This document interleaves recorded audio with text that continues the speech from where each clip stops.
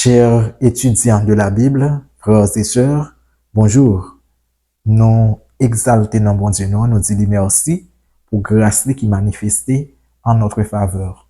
Moment arrivé côté que nous allons étudier la parole de Dieu à travers la leçon de l'école du sabbat. Mais juste avant que nous commencions, comme d'habitude, en nous adresser un coup de prière à Dieu. Père Céleste, nous disons merci pour grâce qui manifestée en faveur de nous. Merci pour de brillantes victoires que vous permettez que nous remporter. Nous disons merci également pour le privilège que vous nous et l'Esprit Saint qui est là pour capable aider nous, pour nous étudier, pour nous comprendre la parole. Nous demandons pour faire nous de grandes grâces encore une fois. Dirigez-nous, nous clairvoyance spirituelle. C'est dans notre Seigneur Jésus-Christ nous prions. Amen. Nous continué avec le leçon que nous avons étudié pendant trimestre. Nous avons la quatrième leçon au trimestre qui vient pour titre l'unité par l'humilité. Et texte de mémoire là, nous sommes dans Philippiens 2, verset 2. Comblez ma joie en étant bien d'accord. Ayez un même amour, une même âme, une seule pensée. Philippiens 2, verset 2. Toujours en quête de l'unité, hier nous avons consulté sujet ça qui était pour titre la pensée de Christ. À travers le son ça, nous avons vu que Jésus-Christ qui était humilié jusqu'à la mort, et pas n'importe mort, c'est la mort la plus honteuse, la mort de la croix, bien que le légal de Dieu pour capable nous la vie. Et nous-mêmes, nous supposons qu'il y ait un même sentiment, la pensée de Christ. La pensée de Christ la permet que, si nous avons pensé ça, la permet que nous sommes capables d'unir l'un avec l'autre. Pas oublier le contexte ça. Contexte ça, c'est pour nous, Paul livre que pour Philippiens, puisque de gagner division au sein de l'église de Philippe, il voulait que pour Philippiens, capable unir. C'est ça qui fait que il y a des séries d'étapes concrètes pour Philippiens capable suivre. Nous voyons que nous supposé abandonner l'esprit de rivalité, nous pas supposé faire rien par esprit de parti. Il y a plusieurs autres conseils encore, jusqu'à ce que les balles culminer avec la pensée de Jésus-Christ, Jésus-Christ lui-même qui était l'égal de Dieu, qui va venir faire un humble serviteur, qui obéissant jusqu'à la mort de la croix. Là, non seulement nous avons modèle d'humilité Jésus-Christ, mais nous avons modèle d'obéissance dans tout, parce que le texte a dit Jésus va obéissant jusqu'à la mort de la croix. C'était la pensée de Christ que nous avons étudié hier, toujours dans le cadre, côté que nous avons cherché l'unité au sein de l'Église. Pas oublier ça, la pensée de Christ. Chercher l'humilité pour capable gagner unité. Nous avons continué avec le mystère de la piété. Dans ce semaine qui s'est passé, nous avons étudié une leçon qui était parlé du grand conflit cosmique. Le conflit cosmique, il engage et il concerne tout le cosmos là, tout l'univers là. C'est un conflit entre Jésus-Christ, le prince de la lumière, et Satan, le prince des ténèbres. C'est un conflit entre le bien et le mal qui prend l'essence même au centre névralgique de l'univers au ciel. Eh bien, conflit ça, il existait depuis des siècles. Il commençait dans le ciel là, il vient atterrir sur terre. Mais, dans la présentation matin, je voulais attirer l'attention nous sur le thème ça que nous allons examiner ensemble. Le mystère de la piété. Dans le conflit ça, il y a deux mystères. Même pas pour décortiquer l'autre mystère là, même à partir d'attention sur lui. Il y a deux mystères. C'est bien le mystère de la piété et le mystère de l'iniquité. Le mystère du bien et le mystère du mal. Ça qu'on arrive parfois, les sceptiques, en pile monde qui pas fin faire confiance avec parole bon Dieu, au lieu que pour plonger regard dans le mystère de la piété, dans l'évangile là, dans l'intervention ça que Dieu fait pour capable sauver l'humanité, ça qu'on arrive au plonger regard dans le mystère du mal. le mystère de l'iniquité. Mais, côté moi, je t'aime ça, yo. M'bral li deux textes là, bon, m'a pli yon seul, et après ça m'a parti attention non, sur qui l'autre chapitre dans le livre là que nous capables de joindre.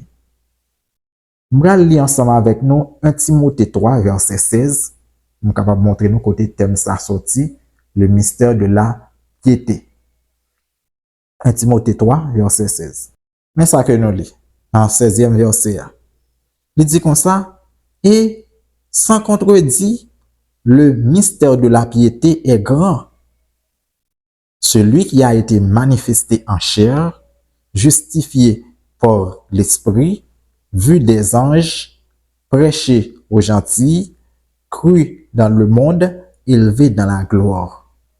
Texte là, tout, nos explications concernant le mystère de la piété. Le mystère de la piété, c'est bien l'évangile. C'est bien le plan de sauvetage. Plan ça que Dieu lui-même lui fait avant la fondation même du monde et qui manifestait à la fin des siècles à travers Jésus-Christ pour capable sauver la race humaine. Plan ça, c'est pas le produit d'une réflexion tardive, consécutive à la chute d'Adam et Ève, mais c'est un plan, Jacques Mdia, qui était conçu avant la fondation même du monde.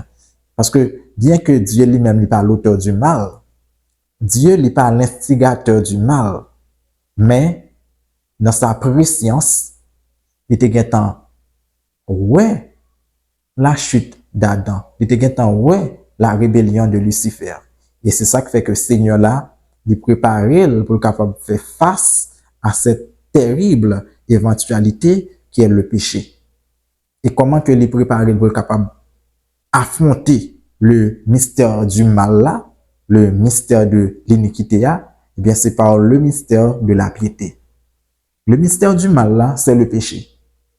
Le péché, c'est un mystère parce que personne n'est pas en mesure pour capable expliquer comment que le mal lui fait prendre naissance en la présence d'un Dieu saint et qui est infiniment grand. Personne ne va expliquer ça. Seule définition que nous gagnons concernant le péché, c'est la transgression de la loi. Ok? Eh bien, pour résoudre le problème mystère ça, du mal ça, selon 2 Thessaloniciens, Paul le mystère du mal, le mystère de l'iniquité, eh bien, Dieu, il va venir avec mystère ça que nous allons dérouler pour le matin, c'est bien le mystère de la piété. Nous avons bien que le mystère de la piété, c'est Jésus-Christ qui était trôné, qui vient mourir, qui vient vivre parmi nous et qui mourit pour capable de la vie. Ça qui fait que il est dans le mystère. Premièrement, qui te m'attire attention sur ça. Dans la Bible, il y a un verset, un texte qui est connu, que nous jeunes dans 1 Corinthiens 8, verset 2, qui dit nous, si quelqu'un pense connaître quelque chose, il ne connaît pas encore comme il faut connaître. Ça qui veut dire, il y a certaines choses qui dépassent notre compréhension. Il y a un pile bagaille, pas parce que bon Dieu pas mais que nous connaissons, mais à cause de l'étroitesse de l'esprit humain, bien, beaucoup de choses échappent à notre compréhension. Et ça fait, nous supposons humble lorsque nous étudions la Bible, nous supposons décharger nous de toute préférence personnelle. On a avancé. Il y a un sujet que nous connaissons, pas un sujet alors que nous connaissons de manière parfaite et concrète et complète. Selon texte 1 Corinthiens 8, verset 2. Nous sommes capables toujours une bagaille pour nous apprendre sur un sujet. Lorsque nous considérons les réalités éternelles concernant la divinité et l'incarnation de Jésus-Christ, eh bien, nous ne pouvons pas faire compte toute bagaille. Ok? Côté que Paul lui-même, à travers écrit, fréquemment, il fait référence à cet abaissement prodigieux consenti par Dieu quand il s'est fait humain. Jean lui parlait de ça également. Dans Jean 1er, côté que Jean dit, la parole a été faite chair. Jésus-Christ qui incarné en tant que Dieu qui vient prendre forme humaine pour capable vivre parmi les fils des hommes. C'est un sujet que même l'éternité pas suffit pour nous capable sonder, pour nous capable épuiser. On a passé toute reste éternité à découvrir étape par étape les merveilles du plan de la rédemption, ou bien le plan du salut. D'ailleurs, même déclaration que j'allais même faire, la parole a été faite chair. Dans la déclaration même, où est un mystère. Comment capable d'expliquer une parole qui vient transformer, qui fait chair? C'est seulement un miracle, un bagage qui dépasse les compréhensions, non? Personne ne peut pas expliquer comment que Jésus-Christ, le Dieu vivant, lui-même qui était là dès le commencement, qui partageait un trône éternel avec son Père, Dieu le Père, il va le descendre pour venir passer par ventre une femme. Dieu ça qui crée toute bagaille et par sa puissance qui kembe tout l'univers. Il va le descendre pour passer par ventre une femme et finir pour le faire. Qui est-ce qui est capable d'expliquer ça? Personne. Et ça que fait Pierre, il écrit, il dit, Pierre dit comme ça, même les anges désirent plonger leur regard dans le plan de la rédemption. Son merveille même devant les anges. Et Jean, dans le 12e chapitre, il parlait de ça. Dans verset 31, côté que Jésus-Christ dit comme ça. Maintenant a eu lieu le jugement de ce monde. Le prince de ce monde est jeté dehors. Il y a un auteur bien connu, Ellen G. White, qui fait un commentaire sur ça, pour dire que le plan de la rédemption, puisque bataille elle concerne tout l'univers, bien le plan de la rédemption n'est pas seulement attirer les hommes, même les anges. Parce que les anges, il y a des sujets d'étude dans le plan de la rédemption, puisque l'amour de Dieu est manifesté dans une dimension que le peut jamais manifester. Même l'univers royal à Dieu a contemplé plan ça avec étonnement et d'admiration.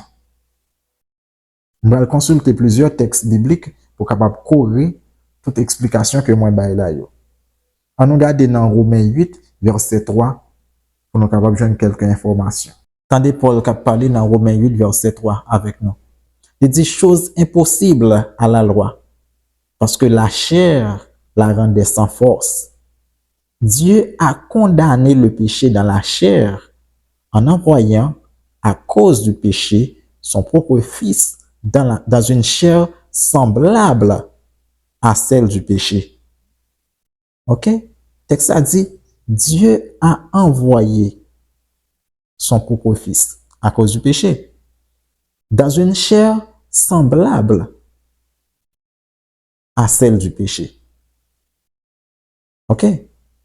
Ça qui veut dire, Jésus-Christ, il descend dans la chair. Personne ne peut expliquer ça. Comment que le fait, comment le fait venir dans votre mari, comment texte a dit, c'est par le Saint-Esprit, mais personne ne peut expliquer le processus ça. La science était bouche bée devant merveille ça. Seulement la sagesse infinie est capable de préparer un tel plan. En nous avancer dans l'autre texte, encore c'est Hébreux chapitre 2, verset 14 à 18. Hébreux 2, verset 14, il vient dans verset 18. Tendez bien, apôtre là encore qu'à parler. Mais ça que l'est écrit. Ainsi donc, puisque les enfants participent au sang et à la chair, oubliez les petits mon a fait, eh bien, ils participent au sang et à la chair. Dans votre maman, là. Il a également participé lui-même, en parlant de Jésus-Christ, afin que, par la mort, il anéantit celui qui a la puissance de la mort, c'est-à-dire le diable, et qu'il délivra tous ceux qui, par crainte de la mort, étaient toute leur vie retenus dans la servitude. Car assurément, ce n'est pas à des anges qu'il vient en aide. Ce n'est pas à des anges qu'il vient en aide, mais c'est à la postérité d'Abraham. En conséquence, il a dû être rendu semblable en toutes choses à ses frères, afin qu'il fût un souverain sacrificateur miséricordieux et fidèle dans le service de Dieu, pour faire l'expiation des péchés du peuple. Pour faire l'expiation des péchés du peuple. Car ayant été tenté lui-même dans tout ce qu'il a souffert, il peut secourir ceux qui sont tentés. Tout texte là, yo, il parle d'un seul bagaille, il parle du plan de la rédemption que Jésus-Christ lui-même les consentit. Dieu le Père, non conseil de paix entre Dieu le Père et Jésus-Christ, pour plan ça lui-même est capable de réaliser. M'a culminé avec texte ça que nous jeunes dans Hébreux chapitre 4, verset 15. C'est un fameux texte. Mais ça que nous lit. Car nous n'avons pas un souverain sacrificateur qui ne puisse compatir à nos faiblesses. Au contraire, il a été tenté comme nous en toutes choses, sans commettre de péché. Jésus-Christ est bien placé pour le capable d'intercéder pour nous dans les cours célestes. Parce que il vient souffrir en ce bas monde, dans une chair semblable à celle du péché. Lorsque le Seigneur l'a été venu, il va gagner une chair qui est semblable à celle d'Adam avant la chute. Seigneur l'a pas venu dans une capacité que Zage gagnait. Donc on est que Jésus-Christ est venu plusieurs siècles et même des millénaires après la chute. Et selon études qui fait, chaque siècle qui passait, eh bien, capacité physique, morale, être humain, nous même les hommes, n'a dégradé, n'a dégringolé. Dans Philippiens 2, Paul lui présente nous plusieurs étapes de développer davantage abaissement ça que Seigneur l'a fait. Seigneur là, premièrement, il était en forme de Dieu, selon Philippiens 2, verset 6. Ok, ça fait référence à la nature divine que Jésus-Christ gagnait, qui est l'égale du Père. Et deuxièmement, Seigneur là, il est vidé de lui-même, selon Philippiens 2, verset 7 là. Ça veut dire, la nature mystérieuse de Jésus, eh bien, il vide, il décharge de toute prérogative divine que lui-même gagne. À ça, son bagage inhabituel, son bagage inouï. On a continué. Troisièmement, selon 8e verset, il s'est humilié lui-même. Il prend même nature ensemble avec nous. Ok? Il n'a pas une suprématie universelle que le gagne encore. Il vient dans une condition humble, même genre avec un serviteur. À l'opposé de Lucifer qui t'a cherché faire l'autre bagaille. Et finalement, Seigneur l'a obéissant jusqu'à la mort de la croix, la mort la plus ignominieuse. Seigneur l'a dit accepté pour capable de la ville pour nous. Bon Dieu que nous servi, frères et sœurs, il pas seulement un bon Dieu qui gagne toute puissance pour capable ébranler les cieux, pour capable ébranler la terre. Mais bon Dieu ça que nous servi, il gagne puissance tout, la capacité de pour humilier, pour sauver petit peu. Ou même quand traverser des moments difficiles, ou même qui paraît au-delà du tombeau, eh bien, fais confiance à sacrificateur en chef là, parce qu'il a été tenté comme nous en toutes choses. Il connaît besoin de nous, il connaît tentation de nous, il connaît pensée qui est plus intime, il connaît lutte nous. En nous faire confiance, en nous étudier, en nous être en communion dans la parole de Dieu. Bonne journée, que le Seigneur vous bénisse abondamment. Amen.